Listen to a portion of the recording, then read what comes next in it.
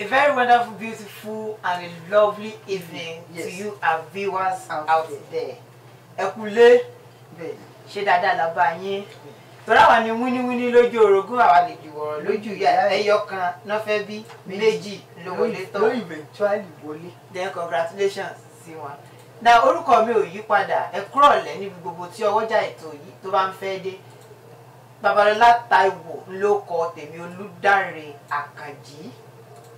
Pẹ̀lú ẹnìkejì mi tájọ mọ́ ṣe tí ó fi dùn tí gbogbo ó sì fi kàn sí àti gbogbo àwọn tí àjọ kọ́wọ̀ rìn wá sí ilé agbódo sí kulu ní ọ̀wádà ọkọ̀ rẹ̀. Orúkọ mi ò yí padà bẹ́ẹ̀ náà nítorí bẹ́ẹ̀ ṣé wò mí ní ṣe tí ó borúkọ bàbá mi jẹ́ tàbí ká sọ pé àwa méjèèjì ní ṣe tí ó borúkọ bàbá wa jẹ́ Kẹ́hìndé Dayọ̀ Babalọlá olórúkọ tèmi. Ẹ kú ilé ẹ kúrọ̀lẹ́ níbi tí gbogbo ọwọ́jà ètò yìí bá fẹ́ dé. Ẹ kú àtàárọ̀ ẹ kú àjà àjò tí ìjọkùnrin ó lọ́mú ẹ kú kó lè dá ẹ kú àtòòlú lórúkọ Ọlọ́run Olódùmarè Ọlọ́run tó ní kí bẹ̀bẹ̀ ó máa bẹ Olódùmarè tó ní kí wọ̀wà wà báyìí kó máa wà lágbára Ọlọ́run àwa là á máa wá ẹ̀yin là á máa bá ojú tẹ́ fi ń wò wá ò ní fọ́ etí tẹ́ fi ń gbọ́ wa ò ní di àpò tẹ́ ti ń rówó mú dátà tẹ́ fi ń ṣà sórí fóònù yín fóònù aláfọwọ́fà Ọlọ́run níjàpò náà ó gbẹ kò sì ní gbẹ láyé ká yóò fi parẹ́. Ọlá aláọ́lá wàlá àpòàtà ìlà àbílẹ̀ àyàsí. àfilímọ̀nà lọ́lọ́ òkè Jésù Olúwa wa. Lẹ́ẹ̀kan sí ẹ kú ilé àwa wíníwíní lójú orogún yín ti dé àwa ìjìwọ̀rọ̀ bẹ́ẹ̀ bá bú wa á padà bẹ́ẹ̀ bá kí wa á tẹ̀lé yín o ẹ má gbàgbé o. Ní òní aṣọ àwọn sódò ó wá gbé gbogbo ẹja ńlá fún ẹ̀yin tẹ́ bá ní àǹfààní láti máa tẹ̀lé wa lórí all our social media lórí àwọn ẹ̀rọ agbágbé wa ayélujára wọn. A ti ń ṣe àfihàn àwọn àlejò tí a fẹ́ pé wá bí ọ̀sẹ̀ bíi mélòó kan sẹ́yìn a ti ń ṣe àfihàn wọn. Ṣùgbọ́n kó tó di pé a ṣe ojú àṣìgàdà lórí èṣù kó tó di pé a ṣe àfihàn àwọn àlejò wa ó ní ọ̀rọ̀ kan tó ń ṣòmọ̀ tẹ́mi bá lé ọ̀rọ̀ èmi àìwí bẹ́ẹ̀ ká kú bẹ́ẹ̀ sọ bí a gbọ́. Ṣùgbọ́n kí n tó sọ fún ẹ̀yin tẹ́ láǹfààní àti darapọ̀ mọ́ wa ẹ má gbàgbé láti fi kíní ìránṣẹ́ sí ẹlòmíì ìyẹn ẹ bá wa share rẹ̀ ẹ má gbàgbé láti fi àríwísí yín ẹ kọ́mẹ́ǹtì yín ẹ fi ránṣẹ́ ẹ sì má gbàgbé láti pe ẹlòmíì láti wá join. Bẹ́ẹ̀ni that means you help us to share comment like you know. And for those of you that want to sponsor for sponsorship and for adverts, yes, please get in touch with us and we will get back to you as fast as we can. Now, ní tí mo fẹ́ sọ ṣáájà rẹ̀ lọ́kàn mi ó rí pé ní jẹjọ àti ní ọ̀sẹ̀ tó lọ lọ́hùn a sọ̀rọ̀ nípa àwọn ìbejì pé olóyún tó lóyún ẹ̀jẹ̀ ní níran tí ó ní rárá òun ò ṣe ìyá ìbejì a béèrè pé kí nìdí ṣùgbọ́n ní òní àwọn tá a sọ sódò ẹja tó gbé ẹja àrọ̀ gidigba ni àwọn àrọ̀ gidigba like àrọ̀ àwọn ọ̀gá àwọn àgbà now ohun tí àwọn wa gbé òní mo kọ́kọ́ fẹ́ sọ̀rọ̀ pa wọn. jágbò. A ní ìbejì a ní ẹ̀ta òkò. Kò bá sọ pé a ní ìbejì a ní bẹ̀ta. ok òótọ́ ni a ní ìbejì mọ́ bínú pẹ̀lẹ́ a ní ìbejì a ní bẹ̀ta. Ṣùgbọ́n nǹkan kan wá yà mí lẹ́nu ká kọ́kọ́ dúpẹ́ lọ́wọ́ Mary Slessor tó ṣe the woman that stopped the killing of twins Mary Slessor. Now ṣé láyé ìjọ́un ṣé láti ayé ìjọ́ náà ti ń bí ìbẹ̀ta ṣùgbọ́n mi mọ̀ bóyá tàn kan gbé o bóyá àkọsílẹ̀ kan wà pé wọ́n máa ń pa àwọn ìbẹ̀ta náà for the fact that they believe that two babies at a time from a single mother. Now giving back to a twin they believe that they are God idol. Now they were killing them. So talking about triplets now.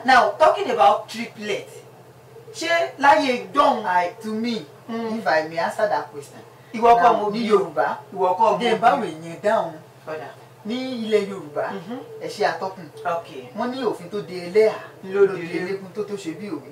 To me, the same theory that is applicable for the killing of twins will be applicable to the triplets. But we thank God for the grace. Ọlọ́run ni ó gbà wá nípasẹ̀ Mary's lesson, and we really thank God for that. And as well, we want to mọ̀ pé ní ọjọ́ mẹ́jọ tá a bá ti wọ́n báyìí, we cannot but to appreciate the ìyá àbèjì.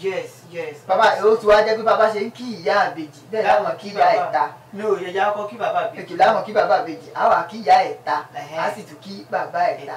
Lágbára Ọlọ́run ó jẹ́ bọ́mọ jìnnà all the ìyá àbèjì. And we are using this medium as well to to tap from those tó ti bímọ, àwọn tó ti bímọ àtàwọn tó ń wojú Ọlọ́run náà.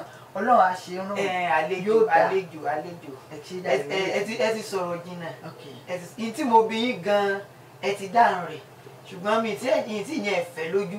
Now ẹ ṣe àlejò mi tẹ dáhùn ìbéèrè mo tún wá ní ìbéèrè mi tí mo fẹ́ bí yín àlejò mi ẹ dákun àlejò mi ṣé a lè sọ wípé àwọn tó bí ìbejì a gbà pé kò sí tọ́nà ò lè ṣe. Bẹ́ẹ̀ni àṣeyọ̀wù. Ṣé àwọn tó bí méjì ṣó ṣeé ṣe kán tún gbàdúrà pé káwọn bí mẹ́ta. Sórí atọ́kùn ẹ̀kú ètò ẹ̀kú làákàyè àkàyè yóò kú ní ìjọba ṣe rí ntòwù mi ò wù ọ́ o. Ọ̀rọ̀ àgbà. Ntòwù mi ò wù ọ́ ẹja filẹ̀ bá ọpọlọ ní ta bá débi rù káfù. Okay, ìyún dúró bẹ́ẹ̀ àwògedegbe. If you are just joining us, yes, we are welcoming you to Identicast, and don't forget that we are live and direct on Cream Radio and Television. Special thanks to our father, Baba Ọjà. Àwa náà lè pè wọ́n Baba Ọjà. A lè pè wọ́n Baba Ọjà. Baba wa dáadáa, the executive, the chief, ọ̀gá. He's a man. He's a father. He's everything. So he has been there. We pray that your river will never run dry. Ẹ̀yin la mọ̀ bá lágbára Ọlọ́run. Àwa náà la máa wá. So àádọ́ wà fúnra wa ni. Kọ́lọ́ á dẹ̀ ṣe gbogbo ọ̀nà. Ọlọ́run ṣe ẹ fọkàn balẹ̀ sá. Now, for those of you joining us, don't forget to like, to comment, and to share, and remember to invite. Once you even share, they will just love to join. All right, today is a special day. Yes. On this, we are facilitating with Miss Orunkoyi Kehinde. Òní ni ọjọ́ bí wọn. That's her picture. She's looking very beautiful. Okay, you guys out there, let me tell you one secret about this auntie or this lady. We call her Emioga. Yes. For those of you that know, that is Emioga. Now, if you want to know more about Emioga, you can forward your questions. Yes. We answer that. But Asha was offering from all of us, from Cream Radio and TV, we are wishing Emioga, Mommy, Miss Orunkoyi Kehinde blessing. Emioga hashtag. So happy birthday to you, Igba ọdún kan ni. Thank you and God bless you. Wọ́n ní orí pẹ́ láyé, orí pa àyà pẹ́ láyé, àyà di wàkàkà, àtẹ́lẹsẹ̀ pẹ́ láyé. Ó di gbẹbẹgbẹbẹgbẹ. Kórí bá ọ ṣe kó ṣe pẹ́ láyé. Torí kiri jígbín àwọn igbó ìjòkúwò àwọ̀ ọ̀nà. Adífá fún ọlọ́mọ afẹ̀yìntì jagun òbí. Kó tó jagun òbí tán kọ́ ìrì ajé wọlé tútù. Ǹjẹ́ kí ìrì ajé kó fi ilé rẹ̀ ṣe kó fi ọ̀dẹ̀ rẹ̀ kó fi ṣe kíni kó yọ rúmà palọ̀ síbẹ̀ kó dàrá máa ṣe kíni kó máa ṣe fàájì. Happy birthday to you. Happy birthday, Mrs. Kehinde Orunkoyi. Okay, sorry, Miss Kehinde incoming wife. Okay, very quickly we need to also appreciate Mr. Fortune Amojuero. That's his, in fact, the manager, the man to the be. boss. He has been doing well. Boss. He has been doing well. And we, don't worry, just keep it on. The good work. Don't worry, I'll buy you something when coming next week. Just remind me. Now, before we go on the short break, we have our guests here. Yes, seated. They are seated. They are looking at me. We are looking at them. I don't go one. You look me, I look you. So, before we unveil them, we want to go on a very quick short break. Now, don't forget that we are live and direct at Scream Radio and TV. So you can join us via our social media, Facebook, Instagram, and YouTube. Email as well. Don't worry. Yes, We'll get back to you now. You know now. So you can call us. You can call us. And if you want to sponsor us or you want to advertise, just a DM. Get in touch with us, and then don't worry. So we'll be back from this short break. Once we are back, then we will unveil our guests. They will introduce themselves by themselves. So don't go away. Don't just go away. Sit down there because we are the Identicals.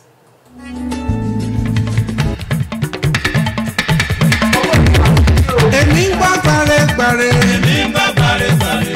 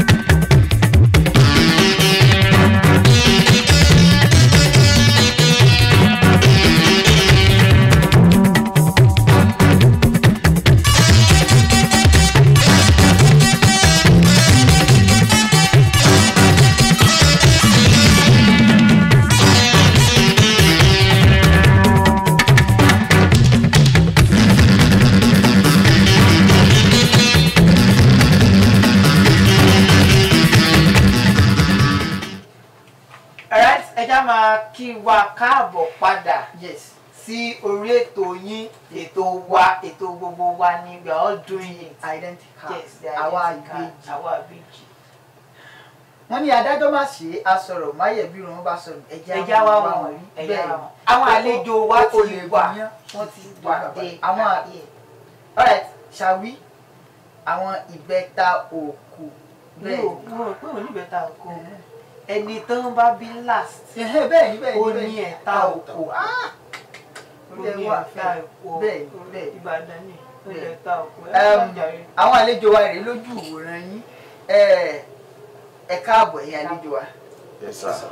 Ẹ jọ̀ọ́ ẹ bá wa dárúkọ yín fáwọn ará lẹ́yọ̀kọ̀ọ̀kan ni o. Lẹ́yọ̀kọ̀ọ̀kan. Orúkọ tèmi ni Ali Ajibola. Bọ̀dá Ali Ajibola. Orúkọ tèmi ni Ali Adébọ́lá. Bọ̀dá Ali Adébọ́lá. Orúkọ tèmi ni Ali Abọ́lájí. Bọ̀dá Ali Abọ́lájí. Inú wa dùn pé a pè yín ẹ jẹ́ wa. Ẹ̀yin ará ilé ẹ rí pé àwọn wa gbé nǹkan tó Ó tóbi. ẹ̀yin náà sọ bẹ́ẹ̀ ó tóbi. Ẹ̀yin sẹ́yìn náà mọ̀ pé tóbi. Ó tóbi. Àyà wọn ló fẹ́ yìí. If I may ask, you are from which state? Ọ̀yọ́ State. Ọ̀yọ́ State. Ìpínlẹ̀ wa yìí. Bẹ́ẹ̀ni sà. Ń bo gangan lọ́yọ̀. Ìbàdàn. Ń bo ń bàdàn.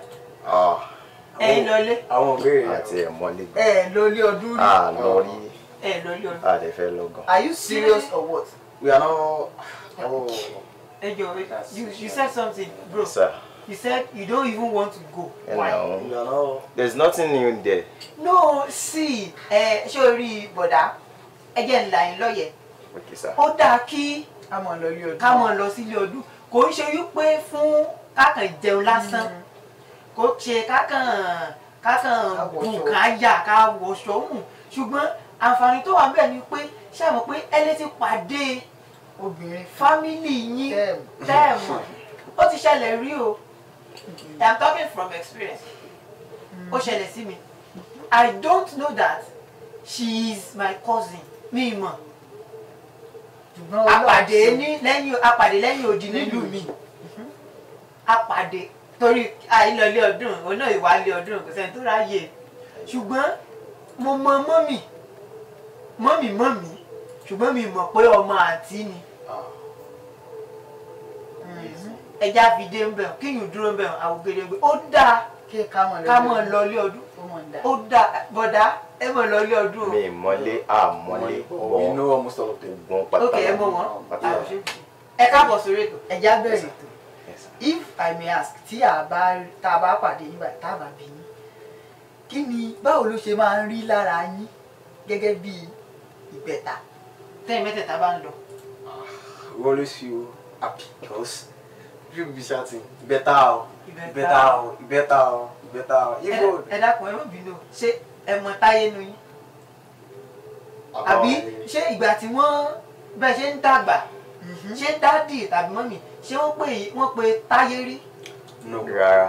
So ever since you have been born you've not been called Táyé or Kẹ́hìndé. No. Okay, what can you tell us about ìbẹ̀ta? Kí lè lè sọ fún wa nípa ìbẹ̀ta?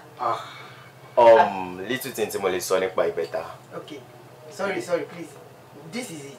Each question or each talk, maybe you would answer it in sequential order, one after the other. You have to say your mind. So, bro. Little thing tí mo lè sọ nípa ìbẹ̀ta. Ìbẹ̀ta kò fi gbogbo ara yàtọ̀ sí ìbejì. Ẹ ṣáà wò.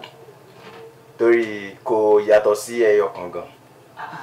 Reason tí mo fi sọ bẹ́ẹ̀ náà ni pé inú tó gbé bẹ̀ta ló gbé bèjì ló dẹ̀ gbé ẹyọ kan. Bọ́yì nǹkan tó fi yàtọ̀ ó ní pé tó bá máa pe ẹyọ kan orúkọ tó bá sọ ló máa pè. Tó bá rí méjì wọ́n á pè ní bèjì wọ́n á pè ní bèjì. Ẹlòmíì á pe Táyé Kẹ́hìndé. Ẹlòmíì tó bá jọkùnrin làwọn méjì ó lè sọ wọ́n Peter and Paul. Ẹlòmíì máa sọ àwọn ọmọ ẹ̀ ní Amanda and Naramanda tó bá jóbìnrin. So bẹ́ẹ̀ ló ṣe lọ bọ́ ìbẹ́ta tí ẹ bá rí ìbẹ́ta kan tó ro orúkọ kan náà ó máa ń lè bí Ajíbọ́lá Adébọ́lá Bọ́lájí èmi náà rí pé wọ́n ti ń di torí mo sì ní ìbẹ́ta kan lẹ́gbẹ̀ẹ́ tó jẹ́ bí àwọn ọmọ yẹn ò létí ju bí i 12-13 lọ orúkọ tán sanwó kò bára wọn mu reason be that wọn tètè rí orúkọ yẹn give wọn so orúkọ yẹn àwa náà ṣì ní orúkọ tí ò bára wa mu bọ orúkọ tó ń tẹ̀ mọ́ wa lára ó bára wa mu kò really see difference láàrin ìbejì àti ìbẹ̀ta. ṣé ẹni tẹ́lẹ̀ sọ sí. Not that really but ẹ máa wọ pé ìbẹ̀ta they are special although àti rí ẹni tó bí mẹ́rin àti rí ẹni tó bí márùn but with the view of things and the story we heard as in being called a triplet is like a wonder. That's why we are called Wonder Triplet, our stage name. So we are still coming back to that. So kò sábà wọ́pọ̀.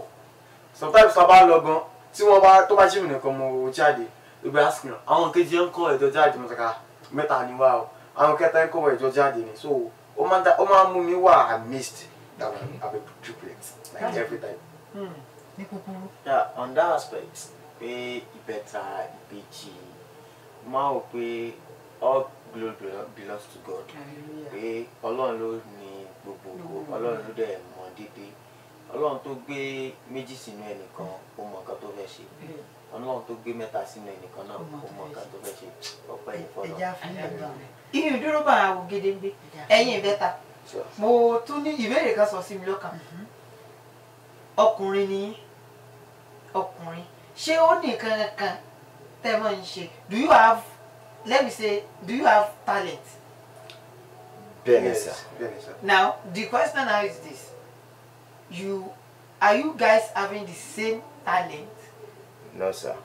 Ibi tọ́lọ̀ ti tó ti wájú ọ̀dà lónìí that is mysterious. Ǹjẹ́ ó ṣeé ṣe ẹjẹ́ wá bí yín ìjọ ṣeé ṣe kárí bẹ̀ta tó yẹ pé ntí kìíní lè ṣe nìkejì lè ṣe nìkẹta lè ṣe. Ó ṣeé ṣe. Ó gbà bó ṣeé ṣe ṣùgbọ́n ẹ ṣáà wò. Reason tó fi ṣeé ṣe ó ní pé first off ó depend lórí nǹkan sí parents wọn bá fi bring wọn up. Parents ẹlòmíì ó máa sọ fún wọn pé okay I want you guys to become a doctor. Nǹkan táwọn ọmọ yẹn dẹ̀ máa gbé sórí nìyẹn. And ó depend lórí irú àwọn àǹsìn àgbẹ̀ placenta kan náà wáyé. Àwọn twins mi same placenta náà gbé wáyé. Nǹkan kan náà máa ṣe. Ọ̀nà dẹ̀ máa ní lọ́kàn pé okay mọ́mí ti sọ pé ẹ jẹ́ ká pé doctor làwọn fẹ́ jẹ́ ká di doctor làwọn méjèèjì náà dẹ̀. Mo wá sọ̀rọ̀ nípa talent báyìí. Òbí ní mo ṣe rí talent rẹ mọ́lẹ̀ arákùnrin arábìnrin torí lọ́wọ́ ó béèrè lọ́wọ́ rẹ. Okay ẹ jẹ́ kí n ṣàkàwé kan. Tá a bá kúrò ní kíni ẹ já lọ sínú music industry.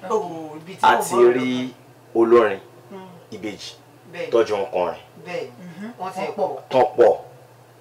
A ti rí ìbejì tó jẹ́ pé ìlú kan náà wọ́n jọ ń lù. A ti rí ìbejì tó jẹ́ pé nǹkan kan náà wọ́n jọ ń ṣe. A dẹ̀ ti rí ìbẹ́ta nínú football tó jẹ́ pé àwọn mẹ́tẹ̀ẹ̀ta dẹ̀ ń gbá bọ̀. Ẹ mi lápẹ̀rẹ̀ ṣe ní. Bẹ́ẹ̀ni Ari Hazard Hazard twins Hazard ó dẹ̀ làbúrò kan. Ìkan wà ní Hazard Eden Hazard ó wà ní Real Madrid. Ìkejì ó wà ní bí àwọn Arabic country yẹn ó dẹ̀ kò lórúkọ. Ìkẹta dẹ̀ jẹ́ Thiago Hazard ó wà ní where is he sef Borussia Dortmund.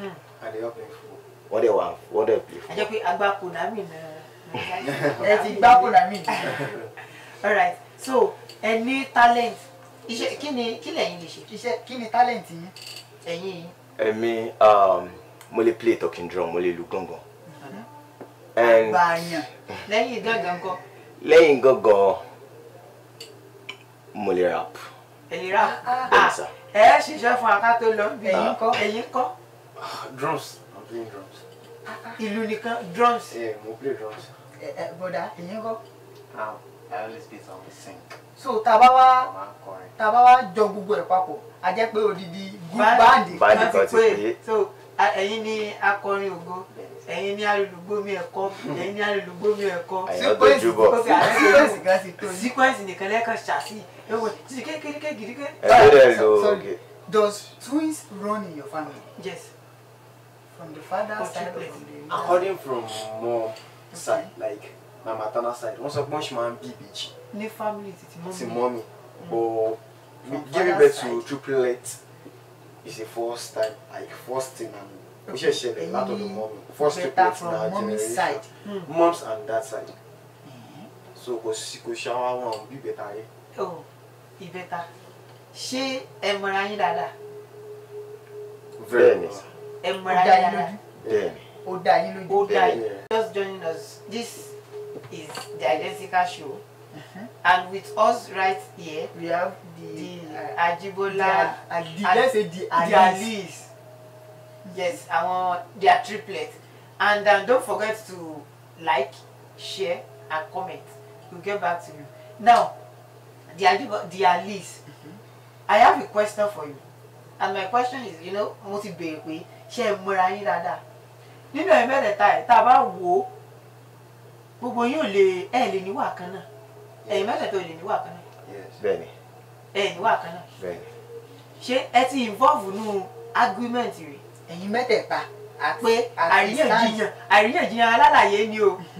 Àríyànjiyàn tó jẹ́ pé kò ṣe pé dandan kẹ́ ẹ mẹ́kẹ́ o. Ó yẹ kẹ́ ẹ wọ̀ yá àjà o. Ṣùgbọ́n ṣé ẹ ti jọ argue rí? To an extent pé you both went apart, three of you. Just left. Unsettled, wrong, Have you ever? Yẹ pé Jíbọ́lá sọ fún Adébọ́lá pé tó ń jẹ́ pé sẹ́ẹ̀ rárá sẹ́ẹ̀ lóòrùn tẹ́ẹ̀mẹ́lẹ̀ tá dàrú. Kò sí tá a bá ń ṣe argue tó àlewẹ́ fúnra wá sílẹ̀. A máa yà share section bẹ́ẹ̀. Okay, ẹ máa argue.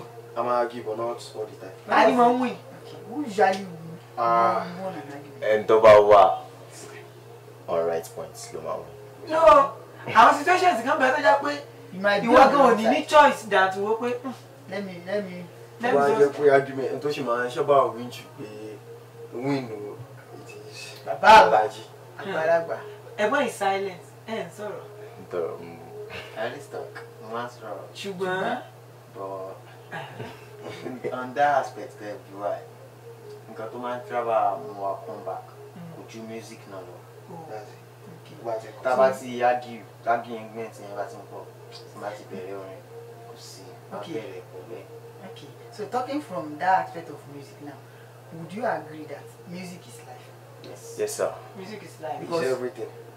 It's everything. To you. Yes. Ìmọ̀ parí ìjà láàrin yín. Very well. Understood that. So if you go apart, music will definitely bring you back. 100%. 100%.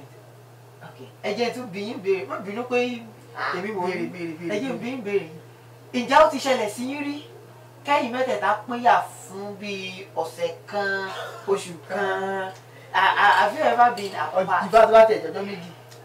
Pínyà fún ọjọ́ kan rí. Even inside class, about you papọ̀ ni. Oh, kò sí tíṣà tó lè sọ pé dìde kò ní súnlé about you papọ̀.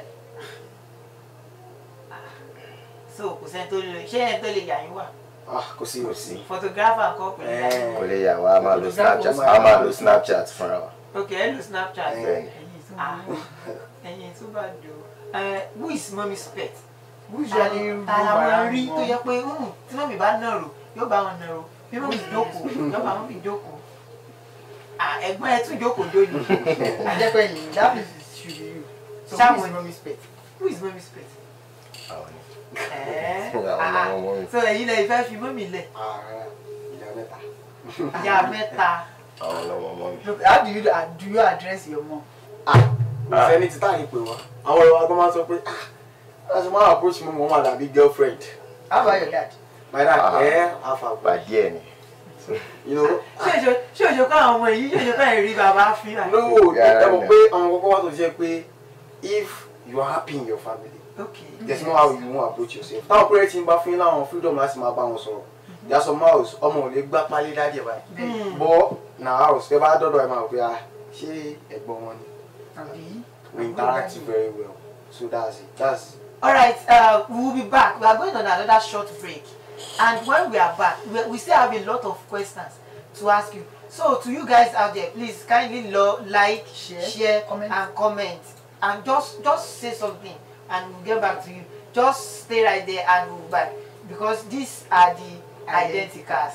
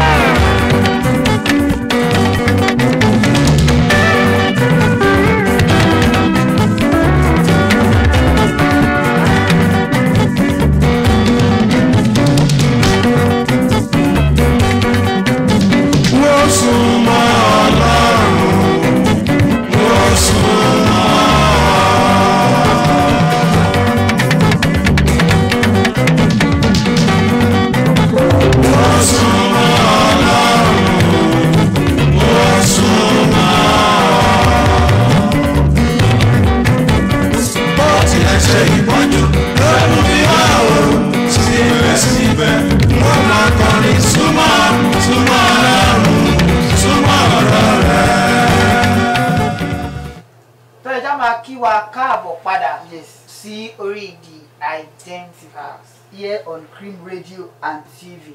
On your screen, there are the Alice. Yes, the triplets. Alice. Àwọn ìbẹ́ta. Ẹ kú jókòó lẹ́ẹ̀kan sí. Yes, sir. Do you guys sound alike? Like you sound alike, same voice? No, sir. No, sir. Can you say ha? Ho. Ha ha. You are sounding low. Are you shy? No. Okay, now I want to ask this. You said you agree that music is life. Yes. Now, who likes more? Like editorial, you always like more. You have to say anything can tell bá kí n sọ pé ẹni tí nǹkan ìtẹ́ lọ́rùn who likes more. me ṣe ẹ lójú kòkòrò. mi ò lójú kòkòrò ṣùgbọ́n mi ò ní ìtẹ́lọ́rùn. ẹ kàn ní ìtẹ́lọ́rùn ni. mi ò dẹ̀ lójú kòkòrò. èwo ni ká múnu méjèèjì. ṣó confuse mi náà. kò yẹ yìí náà. so you are not contented. ẹ̀yin lẹ ní ìtẹ́lọ́rùn. kò dẹ̀ lójú kòkòrò. mi ò ní ìtẹ́lọ́rùn mi ò dẹ̀ lójú kòkòrò. àdàpọ̀ kankan náà ló gbọ́dọ̀ jẹ́ ẹ̀. ó ṣe kọ́kọ́ náà. ta ló burú jù. ta ló burú jù lẹ́ẹ̀mẹ́tẹ̀. pàkó pé apá rẹ ọkùnrin ó parí kanjú bá lẹ̀. ẹ̀yin gẹ́lẹ́ mọ̀ dájà lẹ̀. ọ̀rọ̀ gbogbo ìṣe lórí alábàárùn. ẹ̀yin gẹ́lẹ́ mọ̀ dájà lẹ̀. àbí sìn.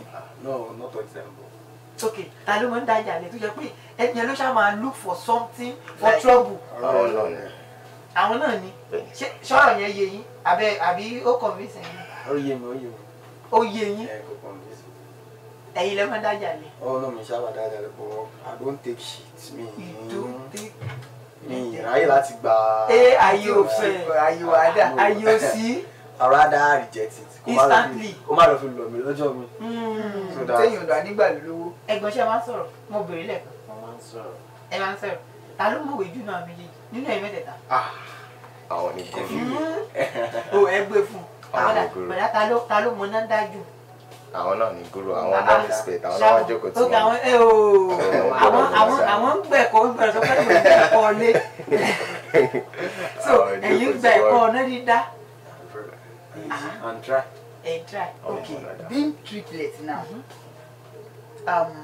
Do you or have you ever felt each other's pain? Yes, sir.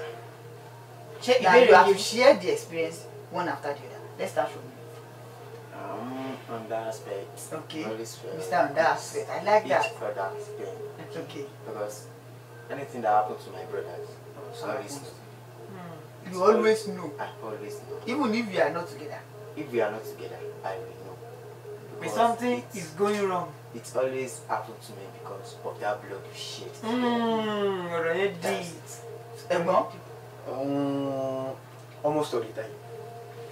Like, even taba sipapo. Like, so the scenario happen recently. I have to call him pé Jimmy happen recently. To why escape? What's okay about motion? What's okay?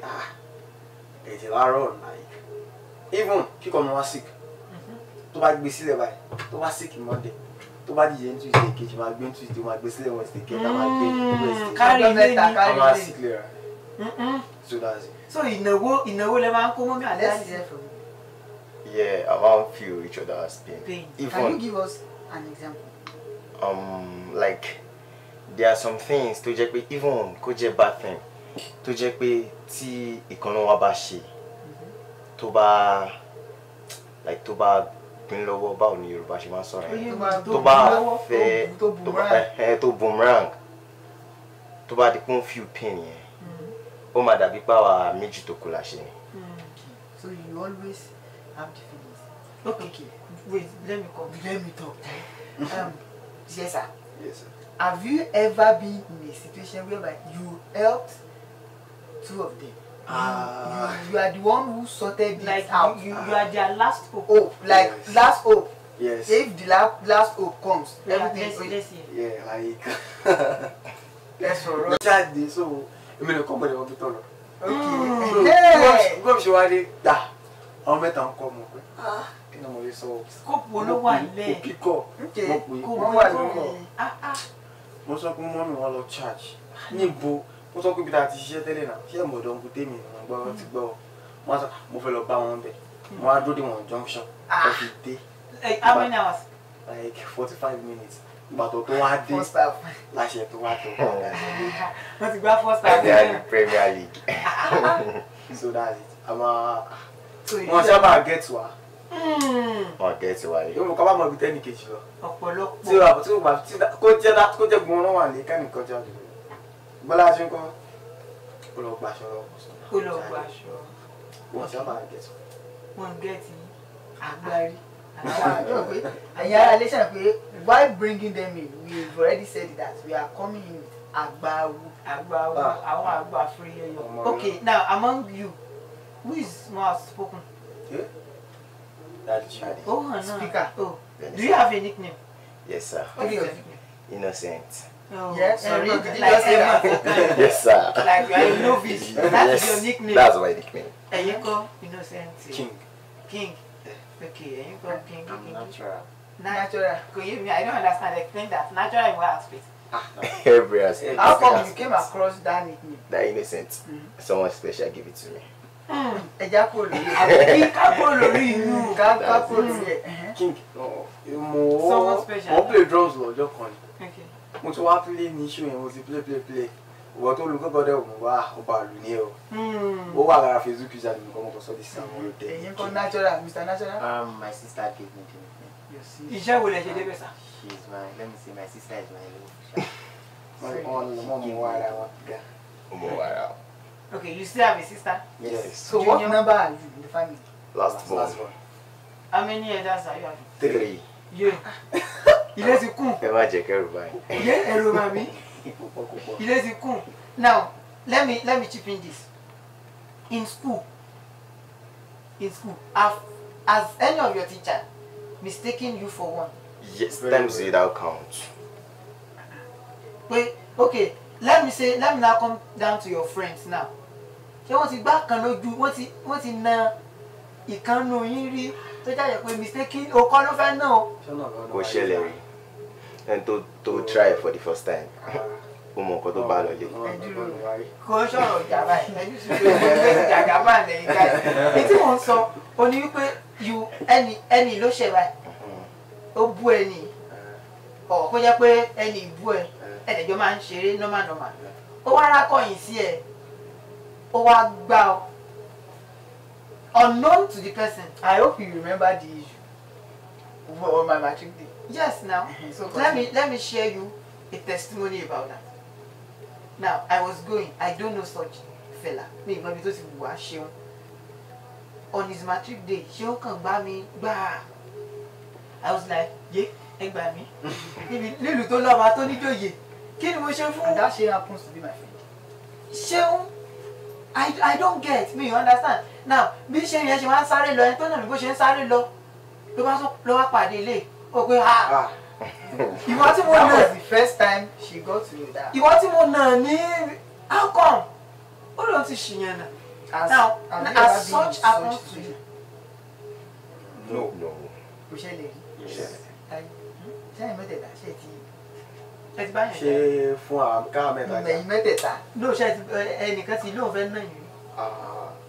Ẹnìkan tí lóun fẹ́ náà rí. Ẹ̀yin mẹ́tẹ̀ẹ̀ta? Ẹ̀rù ọbẹ̀ ni ọ̀hún ni. Rárá o. And the person is not afraid. No, ẹ mọ nǹkan tó ṣẹlẹ̀.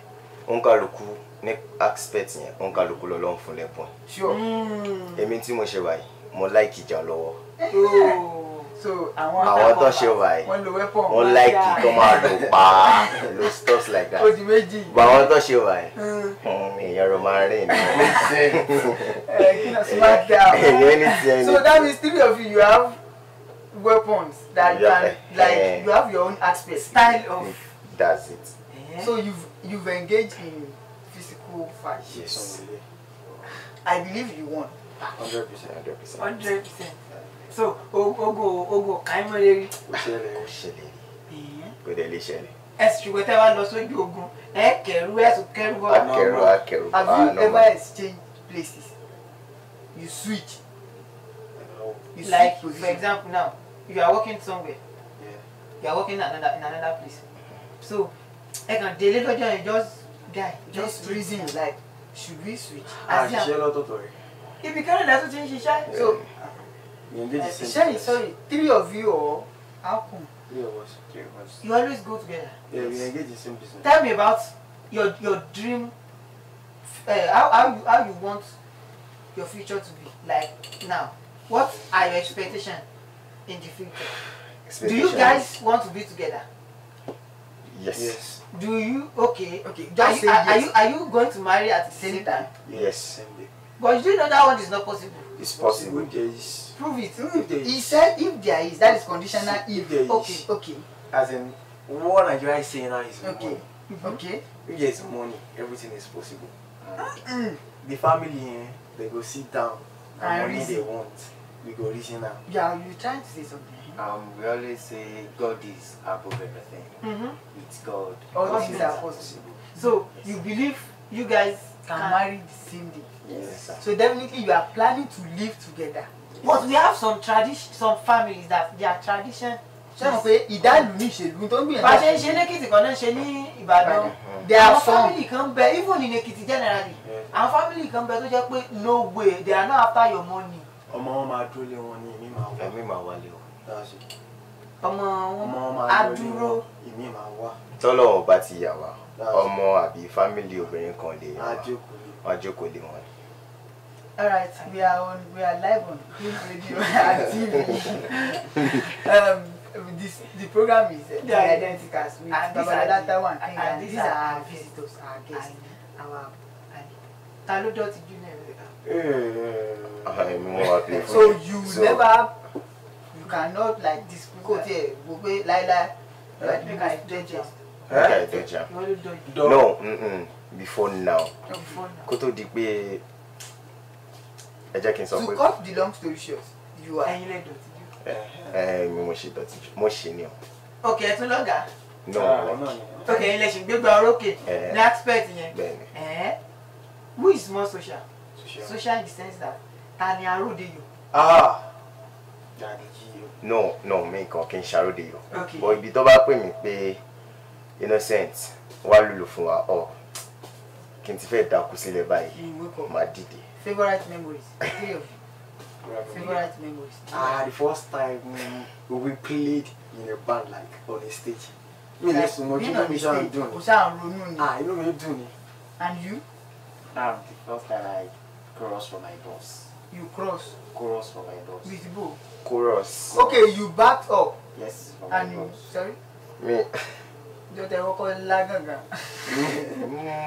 Tí n bá lọ́jọ́ tí mo kọ́kọ́ lu gangan ni òun náà ṣì ni bọ̀ ọjọ́ yẹn jẹ́ ọjọ́ tí mo kọ́kọ́ pàdé táwa mẹ́tẹ̀ẹ̀ta kọ́kọ́ pàdé Táyé and Kẹ́hìndé Àdìgbòdù. That kọ́kọ́ rí wọn for the first time. Okay, now you are into music. Not mere looking at it, talking about your career now. You are into music. Yes, sir. What are what are your plans? Yes. Or what have you achieved in music? Yeah, like talking about achieving something. Okay. Firstly, thanks to God. Hallelujah. We just started, but the little bit achieved is from God. And talking about our role model, I will first say as in the boss of the bosses. For 3 years, are you speaking on behalf for 3 of us? Okay. King boss of the bosses, Apostle Sheol Olajide Sekonet. Who is that? Sekonet. Yes. And you? Yes. That means that's your band. Yes, no, that's really for him. Like, you know, you have to have somebody that will. I can't say initiate, bring us up. That will bring you up in something. Okay, the person is grooming you, and you are learning a lot. In all aspects. In all aspects. Making us know people, take us out, do everything. Like, it's now, very. That's 100%. Coming here today, do you read each other's thoughts?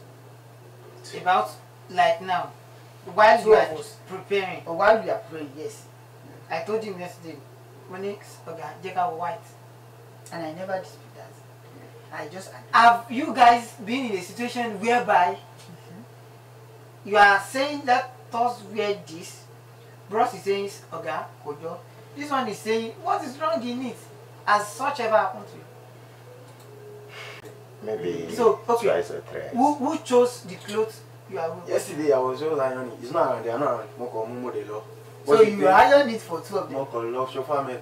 Bros, when dog about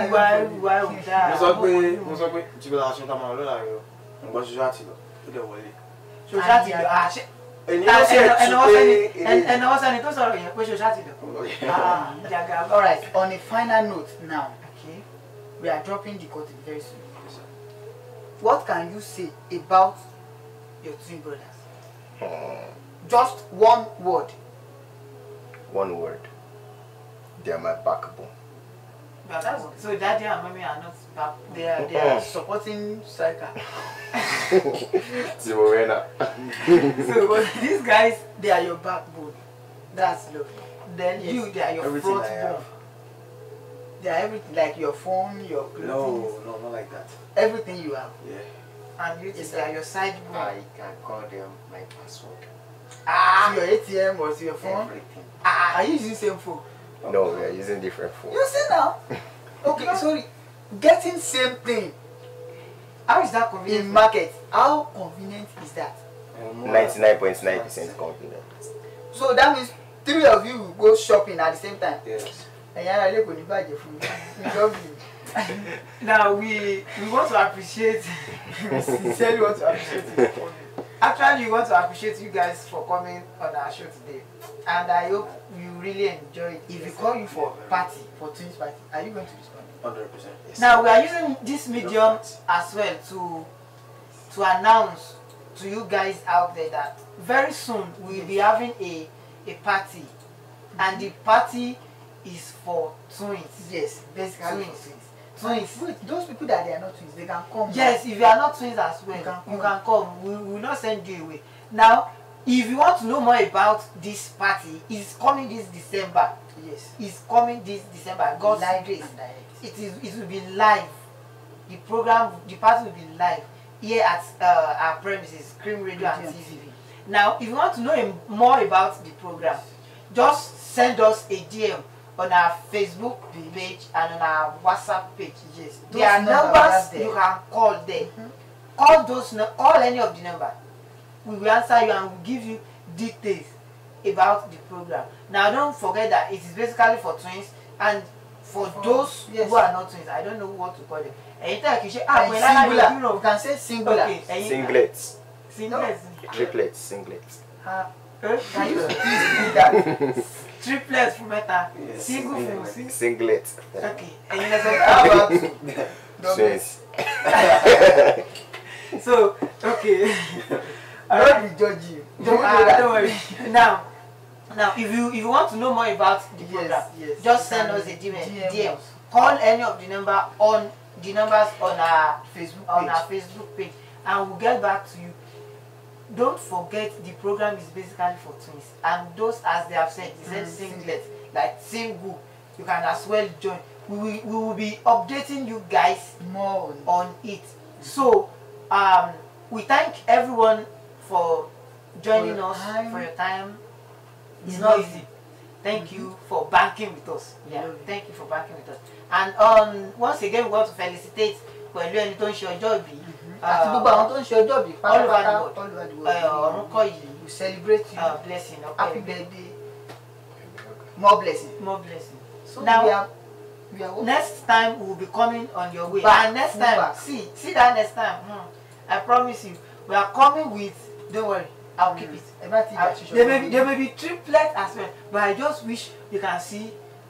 Okay, Quadruplets. I know it is quadruplets, but I want to ask. Maybe you have one. You said triplets. You said singlets. So is it fourtlets or what? Outlets. All right. I pray we are just able to bring out this quadruplets. It will be fun. Kiberi, God is wonderful. God is wonderful. So keep loving the Cream Radio and TV. Keep sharing. Keep commenting. Anything.